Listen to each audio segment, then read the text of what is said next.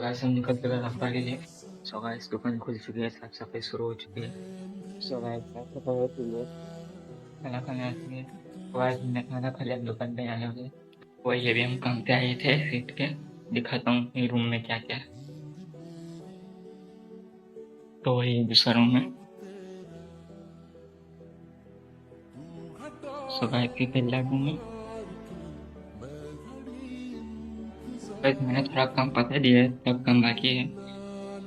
So guys ये नीचे का है, नीचे का रूम है। यहाँ कोई नहीं, मैं अकेला हूँ। दिखाता हूँ। तो गाइस काम पड़ गया है, पर सबसे पहले वो घर जाना पड़ेगा क्योंकि हमारी हालत बहुत खराब हो गई है कपड़े की। दिखाता हूँ आपको। कपड़े चेंज करके वापस से हमको दुकान पे जाना पड़ेगा। ये कपड़े चेंज करके दुकान पे आ गए हैं। ये लिखता है कल के ब्लॉक में मिलते हैं।